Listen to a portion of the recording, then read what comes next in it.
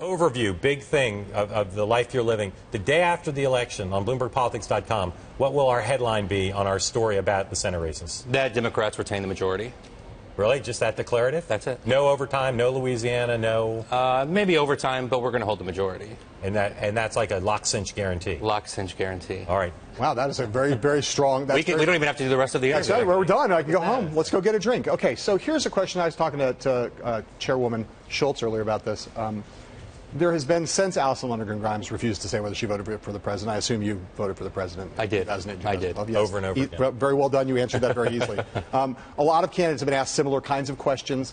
Do they support him? Are his policies on the ballot? All of them, to my eye, have answered the question badly. You know, nobody's just answering straightforwardly and concisely, right? Why are these candidates having such a hard time when they know the question's coming? They've seen it coming from miles away. Why are they having such a hard time finding a compelling, clear, concise way to answer it? Well, first of all, I think the only people that are obsessed by the answer are the people that are covering the races.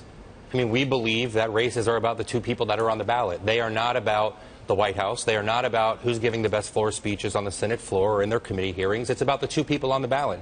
And there's no shock here. For the last 100 years, presidents that are in their second term are generally unpopular. And we are doing this in 9 states that the president lost. And so we believe that the choices that the voters should make, rather, is between who's actually on the ballot for them. And that's what we're going to keep the focus on. When the president said his positions, his policies are on the ballot, imitate the facial expression you made when you heard that.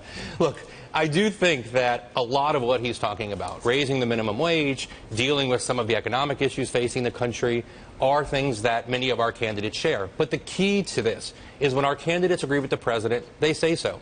When they disagree with the president, they say so. And that's what every elected official should do. They agree with him on Obamacare.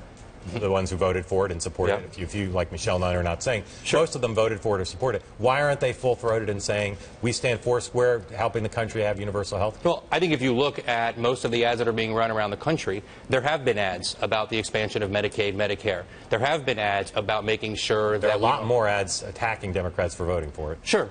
But well, that's because the Republicans have tried to use that calling card. Let's remember, Republicans ran in 2010 on Obamacare. They didn't get the majority. Republicans ran on Obamacare in 2012. Everybody thought that they were going to win the majority. They lost 2 seats. This is not going to be an issue that decides the election, and we're not going to spend time rebutting every single false Republican attack. Was it helpful that the president said that thing in Evanston, Illinois? I don't think it has one impact on any of our races between now and Election Day. Okay. So we've talked, President Obama's not doing a lot of campaigning for competitive Senate races. And you point out that his name's not on the ballot. That's true. Bill Clinton's name also not on the ballot. Hillary Clinton's name not on the ballot. But Hillary Clinton and Bill Clinton, both of whom you have associations with and have worked for, they're campaigning everywhere in all kinds of competitive races. So why is it fine? The president's name's not on the ballot, but he stays away. The Clintons' name's not on the ballot, but we got to get them out there. Sure. Well, I'll give you one great example. Secretary Clinton was in Colorado.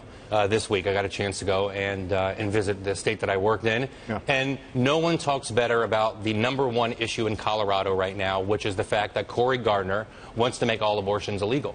And so for us, we have to find the people that communicate about the issues that are going to make or break these elections. And I think Secretary Clinton in a lot of these races speaks in particular to women about how far right-wing the Republicans have gone on most economic and social issues that affect women. Republicans have tried to make Senator Reid, your friend and boss, an issue in this campaign. How does he feel right now about the chances of losing the majority? And how does he feel in general about the job his candidates have done? Well, I think he said today that he anticipates holding the majority and staying the majority leader. So what does he really say to you, though? That he expects me to hold the majority and stay the majority leader.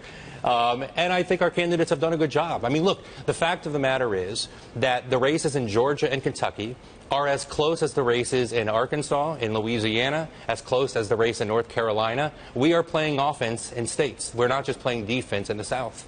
This is the 3rd cycle in a row that you've done this, right? 2nd out of 4. Second out of 4. Okay. So, and you're kind of seen as a magician, you know.